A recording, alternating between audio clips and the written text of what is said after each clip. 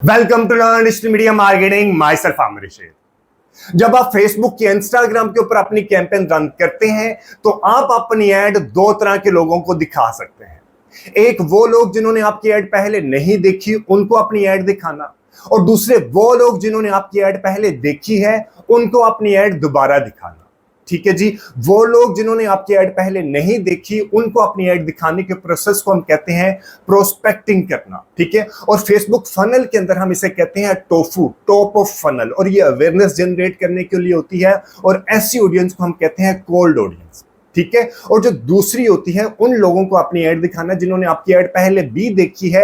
इस प्रोसेस को हम कहते हैं रीटारगेटिंग करना। ठीक है। और फनल में इसे हम कहते हैं लाइक बोफू या मोफू, बॉटम ऑफ फनल या मिडल ऑफ फनल। ठीक है जी। और इस ऑडियंस को क्रिएट करने के लिए हम कस्टम ऑडियंस क्रिएट करते हैं, और ये ऑडियंस होती है वार्म ऑडियंस। ठीक है। ये डिटेल आपको पता होना चाहिए, क्योंकि जब आप अपनी ऐड रन करें तो आपको पता हो कि आपने अपनी ऐड किन लोगों को दिखानी है। उन लोगों को दिखानी है जिन्होंने आपकी ऐड पहले नहीं देखी, या उन लोगों को दिखानी है जिन्होंने आपकी ऐड पहले देखी है, उनको रीटारगेटिंग करना। ठीक है जी।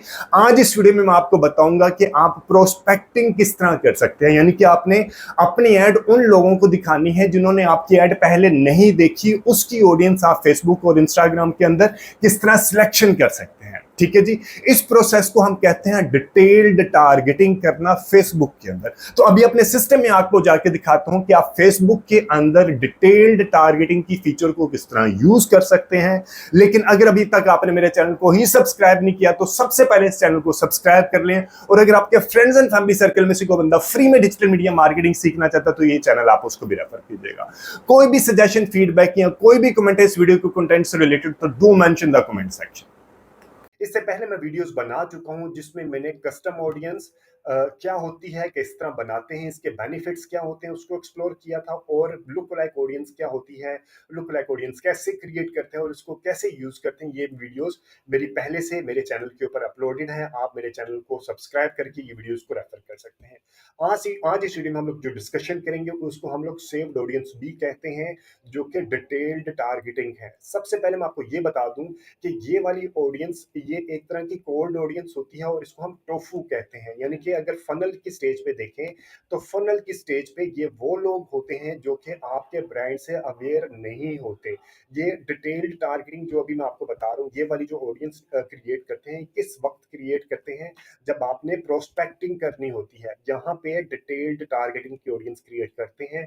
और फनल में, फेसबुक फनल में, इसको हम कहते हैं टोफू। ये जार्गन आपको जरूर याद करनी चाहिए अगर आप किसी लाइक अपने सीनियर के साथ डिस्कशन में है, या भी आप या आपने किसी क्लाइंट को अपने कन्विंस करना है अपनी स्किल सेट के बारे में। तो अगर आप उनके सामने इस तरह की टेक्निकल जार्गन बोलेंगे, और ये नहीं कि सिर्फ बोलने के लिए, आपकी एक्सपर्टीज भी इसके ऊपर डेवलप होनी चाहिए। अगर आप ये इम्प्लीमेंट करेंगे इस तरह की स्ट्रेटेजी, तो I am very much certain कि आपकी जो ROS है, यानी कि रिटर्न ऑन एड स्पेंड है, या लीड की जो रेट है वो कम हो जाएगा और रिटर्न ऑन एड स्पेंड ज्यादा हो जाएगा। ठीक है। डिटेल्ड टारगेटिंग हम कौन सी स्टेज पे यूज करते हैं? प्रोस्पेक्टिंग की स्टेज पे, और इसको कहते हैं टोफू। टोफू यानी कि टॉप ऑफ फनल। ठीक है। और ये लोग हमारे ब्रांड से या आपके जो प्रोडक्ट सर्विस के बारे में कैंपेन क्रिएट कर रहे हैं उससे अवेयर नहीं होते। इस वजह से इसको कहते हैं प्रोस्पेक्टिंग करना। ठीक है। ये आपने सबसे पहले ज़हन में रखनी है। और ये तीन तरह की चीज़ें, तीन फीचर्स होते हैं इसके अंदर। अभी मैं आपको, अगर आपने कैंपेन बनानी आती है तो आपको एग्जैक्ट आइडिया होगा कि आपने डिटेल्ड टारगेटिंग कहाँ पे यूज करते हैं, वो मैं फिर भी आपको जाके भी दिखा देता हूँ। इसके अलावा ये तीन तरह की चीज़ों की बेसिस पे बनाते हैं। एक है इंटरेस्ट बेस्ड ऑडियंस, एक है डेमोग्राफिक, एक है बिहेवियर। ठीक है। इंटरेस्ट क्या होता है? इंटरेस्ट होता है कि फॉर एग्जांपल आज मैं फेसबुक के ऊपर कोई शूज से रिलेटेड चीज़ों को आ रही है, मेरे मैं शूज से रिलेटेड चीज़ें देख रहा हूँ, या तो वो मेरा एक तरह का इंटरेस्ट बन जाता है। इसी तरह कल मुझे फूड नहीं, कल मुझे लाइक फूडीज से रिलेटेड मैं कोई मैकडोनल्ड, KFC की चीज़ों को देख रहा हूँ, तो वो मेरा इंटरेस्ट बन जाएगा।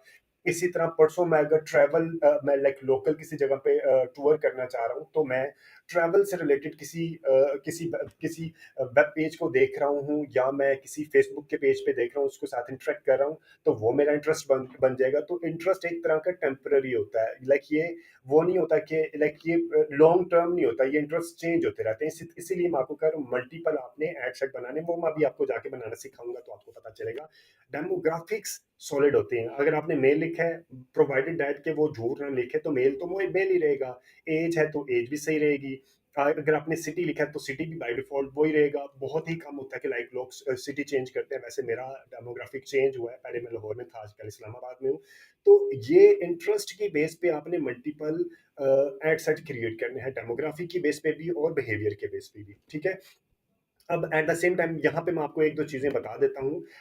आपने प्रोस्पेक्टिंग ये वाली चीजों, आपने इस चीज के ऊपर अभी आपने फोकस नहीं करना है, क्योंकि ये मेरी एक और वीडियो थी जिसमें मैंने ये बताया था लुक लाइक ऑडियंस कैसे क्रिएट करते हैं, ठीक है, प्रोस्पेक्टिंग कैसे करते हैं। अभी आज हमारा चैप्टर है डिटेल्ड टारगेटिंग से रिलेटेड, ठीक है। डिटेल्ड टारगेटिंग में आपको ये आइडिया तो होगा, अभी मैं आपको यहाँ पे जाके दिखा देता हूँ कि फेसबुक कैंपेन में यहाँ पे हम आते हैं, ऐड क्रिएट करते हैं, ठीक है। आपको ये आइडिया होगा कि एक कैंपेन के 3 हिस्से होते हैं। नंबर 1 होता है ऑब्जेक्टिव, ठीक है, ये आ गया ऑब्जेक्टिव। ऑब्जेक्टिव के अंदर मेरा आ जाता है एड सेट, और उसके बाद आता है एड, ठीक है। एड सेट में क्या होता है, ऑडियंस की सिलेक्शन करते हैं, इसके अलावा प्लेसमेंट की सिलेक्शन करते हैं। यहाँ पे अभी ये यहाँ पे हम क्या करते हैं, ऑडियंस की सिलेक्शन करते हैं और प्लेसमेंट की सिलेक्शन करते हैं। यहाँ पे हम अपनी एड डालते हैं, ठीक है। आपने इमेज है, कैरोसेल है, वीडियो है, या स्लाइड शो है, जो भी है आपने वो यहाँ पे डालना है। यहाँ पे आपने अपनी ऑडियंस की सिलेक्शन करनी है। कैंपेन का, किसी भी कैंपेन का सिर्फ एक ऑब्जेक्टिव हो सकता है, अवेयरनेस है, लीड जनरेशन है, ठीक है, ट्रैफिक है, एंगेजमेंट है, सेल्स है। सिर्फ एक ऑब्जेक्टिव होता है एक कैंपेन का, लेकिन एक कैंपेन के अंदर आप मल्टीपल एड सेट्स क्रिएट कर सकते हैं, ठीक है। ये जेन में आपके डेफिनेटली आपके जेन में होगा। तो अभी मैं आपको ये बता देता हूँ, एड सेट यहाँ पे आ गया, और ये कहाँ पे आपको दिखाई देती है, ऑडियंस आपको यहाँ पे दिखाई देती है। डेफिनेटली ये वीडियो उन लोगों के लिए है जो कि पहले से डैशबोर्ड कैसे यूज करते हैं, फेसबुक का इंटरफेस कैसे यूज करते हैं, उनको ये पता होगा। अगर आपको ये पता ही नहीं है, आप बहुत ही बिगनर लेवल पे हैं, तो मेरी वीडियोस अवेलेबल है कि जिसमें आपने अपनी कैंपेन को कैसे रन करना है, पहले वो आप एक बार रिव्यू कर लें, उसके बाद आप ये देखेंगे तो आपको ज्यादा बेनिफिट होगा, ठीक है। ये आपने आ जाते हैं audience plus advantage, advantage plus audience के ऊपर। आपने यहाँ पे इसको क्लिक करना है, यूज ओरिजिनल ऑडियंस पे जाना है। ये आपके पास आ जाएगी, यहाँ पे ये है आपकी डिटेल्ड टारगेटिंग, ठीक है। आपने इसको एडिट करना है। अभी मैं आगे जाके आपको बताता हूँ। एक आपने एडसेट इस तरह का भी बनाना है, ठीक है।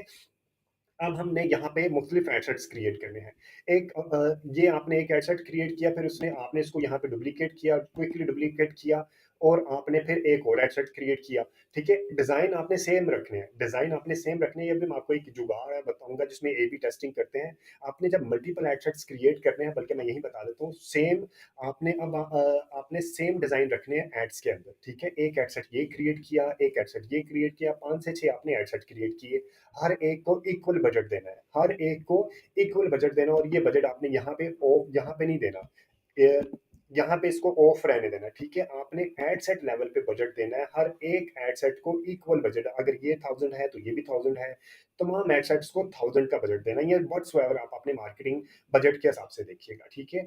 आपने इक्वल बजट दिया, और आपने सेम डिजाइन सब एड सेट्स के अंदर रख दिए, और आफ्टर अ वीक आपने इन एड सेट्स में से जो से अच्छे एड सेट परफॉर्म करेंगे, उनको आपने एक नई कैंपेन क्रिएट करनी है, और फिर आपने उस कैंपेन में इसको कैंपेन बजट ऑप्टिमाइजेशन के अंदर लेके जाना है। ये अभी क्या है, एड सेट बजट ऑप्टिमाइजेशन, ठीक है। फिर आपने कैंपेन बजट ऑप्टिमाइजेशन में लेके जाना, और वो 2 या 3 एड सेट्स को फिर आपने उसके ऊपर कैंपेन क्रिएट करनी है, फिर उन एड सेट्स को आपने ऑप्टिमाइज या स्केल करना, ठीक है। अब आपको ये, अदरवाइज आपको पता ही नहीं चलेगा कि आपने कौन सा एड सेट अच्छा परफॉर्म किया। अगर आपने यहीं पे 5-6 एड सेट्स रख लिए, और यहीं पे आपने उसको कैंपेन बजट ऑप्टिमाइजेशन रख दिया, तो फेसबुक अपने एल्गोरिथम के हिसाब से जो एड सेट अच्छा परफॉर्म कर रहा होगा, उसको लाइक वो एलोकेट कर देगा बजट। तो आप ऑडियंस की सही अंदाज में टेस्टिंग नहीं कर पाएंगे। ऑडियंस की टेस्टिंग करने के लिए जरूरी है कि आप तमाम, ये एक तरह का ए बी टेस्टिंग है, ठीक है। आप तमाम एड सेट्स को इक्वल बजट देंगे for specific period of time, और डिजाइन सब में सेम रखेंगे। आफ्टर अ वीक आप देखेंगे जो एडसेट्स अच्छे परफॉर्म करेंगे, फिर उन एडसेट्स को आप ऑप्टिमाइज करेंगे, ठीक है। बेशक इन्हीं के अंदर से आप उसको ऑफ कर देंगे, सेम कैंपेन रहने दें।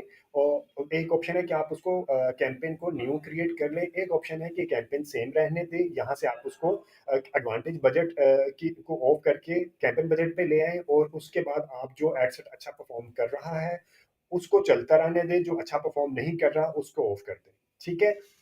ये चीज आपको समझ आ गई। अब मैं आपको ये बताता हूँ कि आपने एड सेट्स के कौन कौन सी तरह के क्रिएट करने हैं। फॉर एग्जांपल हम एक लेके चलते हैं, हमारा केस है, हम लेडीज गारमेंट्स बेचते हैं, हमारा ब्रांड कौन सा है, लेडीज गारमेंट्स का, ठीक है।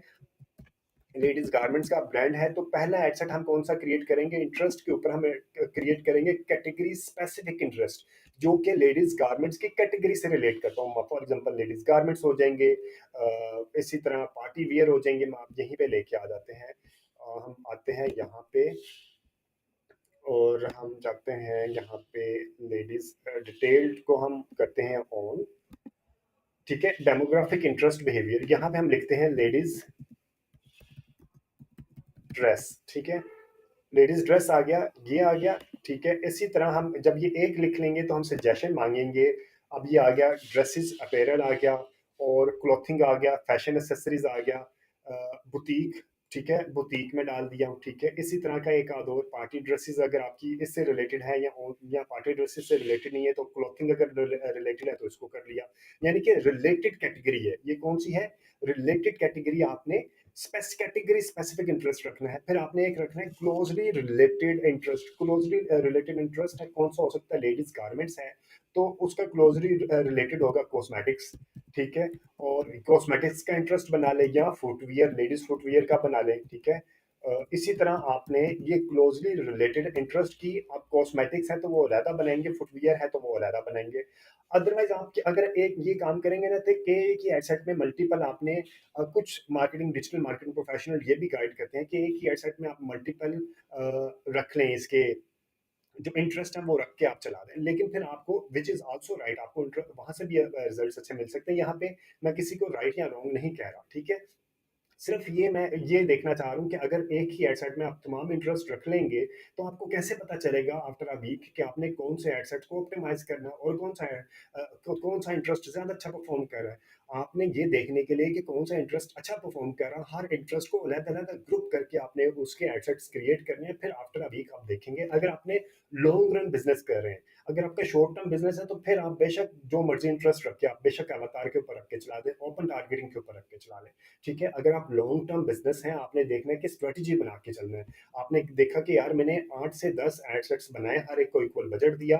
आफ्टर अ वीक आपने देखा कि कौन से एडसेट्स अच्छे परफॉर्म कर रहे हैं, उनके ऊपर आपने फिर कैंपेन बजट ऑप्टिमाइजेशन की कैंपेन क्रिएट की और फिर उनको स्केल किया, ठीक है। अगर आप एक ही एडसेट के अंदर तमाम इंटरेस्ट रख लेंगे तो आपको ये पता नहीं लगेगा कि आपने किसको स्केल करना है, क्या करना है, क्या नहीं करना है, ठीक है जी। इसी तरह आपने कंपैटिटर का एक एडसेट बनाना है। फॉर एग्जांपल अगर आपका ब्रांड है ब्रीजे, तो आपका कंपैटिटर हो सकता है लाइमलाइट, ठीक है, द फैब्रिक स्टोर, या खाड़ी, या जो भी आपके कंपैटिटर हैं वो आपके इंटरेस्ट में शो होंगे, ठीक है। वो आप वहां से उनके भी कंपैटिटर की ऑडियंस के ऊपर आप एक एडसेट बना सकते हैं।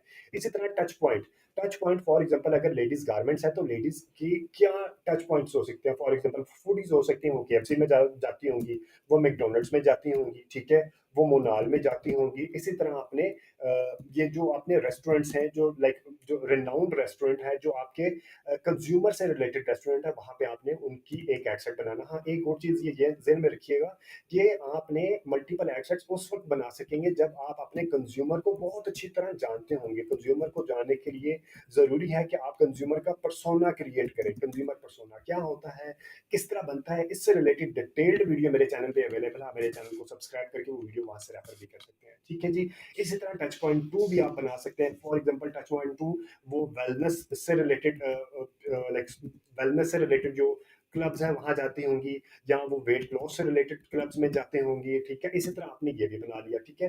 प्रोफेशन भी फीमेल आजकल वर्किंग वुमेन्स भी हैं, आप प्रोफेशन में टीचर डाल सकते हैं, ठीक है, डॉक्टर्स डाल सकते हैं, इसी तरह आपने प्रोफेशन पे ये डाल दिया और एक आध आपने एवाटार बनाना है। एवाटार में क्या होता है, लाइक अभी मैंने यहाँ कहा ना कि आपने हर एक को अलहदा करना है। अब यहाँ पे आपने हर एक एडसेट से एक एक या दो दो इंटरेस्ट उठा के एवाटार वाला भी बना देना है कि हर एक को कॉम्बो करके एक एडसेट बना दिया। फिर आपने एक एडसेट बनाना है।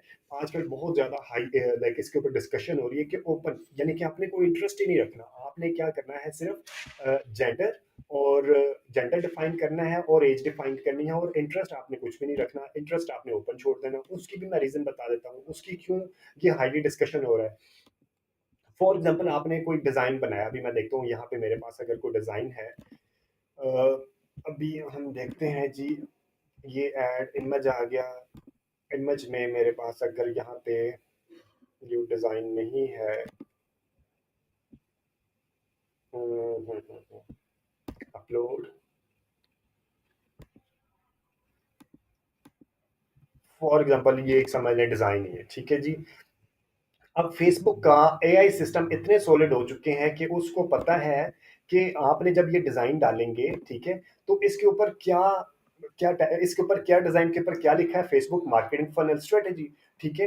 तो फेसबुक का एआई सिस्टम को पता है कि यार ये फेसबुक मार्केटिंग फनल स्ट्रेटेजी है, तो ये किन के लिए है, ये वो लोगों के लिए जो कि डिजिटल मार्केटिंग को देखना समझना चाहते हैं, सीखना चाहते हैं। इसी तरह मैं जब इसका प्राइमरी टेक्स्ट लिखूंगा, learn free Facebook digital marketing strategy, यहाँ अगर मैं नीचे जाके इसकी कॉल टू एक्शन या डिस्क्रिप्शन लिखूंगा, learn free Facebook marketing strategy, तो फेसबुक का एआई सिस्टम इतना इंटेलिजेंट है, उसको पता चल जाएगा कि यार ये किस कंज्यूमर से रिलेटेड है, ठीक है। तो इसकी बेस पे वो आपकी उसी तरह की ऑडियंस को ऐड दिखाएगा जो कि इस तरह के इंटरेस्ट रखते होंगे, ठीक है। और अगर आपने नहीं भी रखा इंटरेस्ट कोई भी, तो वो उसी तरह की ऑडियंस को आपको आपका ऐड दिखाएगा जो कि सेम इंटरेस्ट रखते होंगे। ये आजकल काफी डिस्कशन है with in the digital marketing professional. लेकिन अगेन आप सिर्फ एक ही एडसेट इसकी बेस पे मत बनाएं, क्योंकि फिर आपको ये आइडिया नहीं होगा। अगर आपने सिर्फ एक ही एडसेट ओपन टारगेटिंग की बेस पे बना लिया, तो आप फ्यूचर में क्या सिर्फ एक ही एडसेट को लेके चलेंगे, आपने ऑप्टिमाइज कैसे करेंगे। मैं बता रहा हूँ फ्यूचर से रिलेटेड कि अगर आपने लॉन्ग टर्म बिजनेस लेके चलना है तो मल्टीपल एडसेट्स बनाएंगे। उसके अंदर से आप देखेंगे कौन सा एडसेट अच्छा परफॉर्म कर रहा है, उस एडसेट को आपने फिर ऑप्टिमाइज करना है, फिर उसको स्केल करना है, ठीक है। अदरवाइज आप एक ही एडसेट बनाएंगे और उसको फिर आप स्केल किसको करेंगे, आपको ये पता ही नहीं चलेगा कि अच्छा यार हो सकता है मैं कंपेटिटर के ऊपर चला रहा होता तो मुझे अच्छे रिजल्ट्स मिल जाते। तो आप एक ही एडसेट के अंदर आपने कंपेटिटर भी डाल दिया, आपने फूडीज भी डाल दिया, आपने प्रोफेशन भी डाल दिया, तो एवटार बना के रख दिया, तो फिर आपको फिर भी नहीं पता चलेगा कौन सा एडसेट अच्छा इंटरेस्ट अच्छा परफॉर्म किया है। अगर आपने ओपन रख के चला दिया, फिर भी नहीं आपको पता चलेगा कौन सा अच्छा परफॉर्म किया है। आपको अगर फ्यूचर में ऑप्टिमाइज भी करना है तो आपने मल्टीपल एडसेट्स क्रिएट करने हैं, ठीक है। उम्मीद है कि ये कंटेंट आपको वैल्यू एडिशन देगा आपके डिजिटल मीडिया मार्केटिंग के, स्पेसिफिकली फेसबुक कैंपेन को एक्सपर्ट लेवल पे, प्रो लेवल पे चलाने के लिए। इससे रिलेटेड मैंने कई वीडियोस पहले भी अपलोड की हैं जिसमें मेरी लाइक टाइप ऑफ ऑडियंस है कि कस्टम ऑडियंस किस तरह बनाते हैं, रीटारगेटिंग से रिलेटेड है। ये भी एक तरह की लुक लाइक विद प्रोस्पेक्टिंग की ऑडियंस है, ठीक है।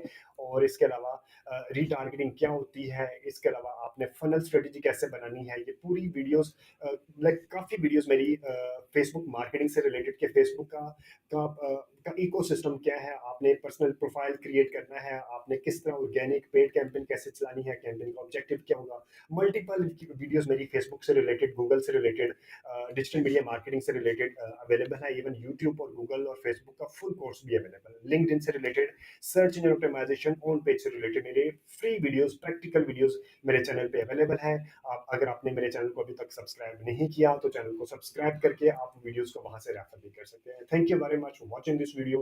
अगर आपको इस वीडियो को कंटेंट के ऊपर कोई भी फीडबैक, सजेशन या कोई भी कमेंट है तो do mention in the comment section. और अगर आपके फ्रेंड्स एंड फैमिली सर्कल में से कोई बंदा फ्री में डिजिटल मीडिया मार्केटिंग सीखना चाहता है तो ये चैनल उसको भी रेफर कीजिएगा। Thank you very much, take care and अल्लाह हाफिज़।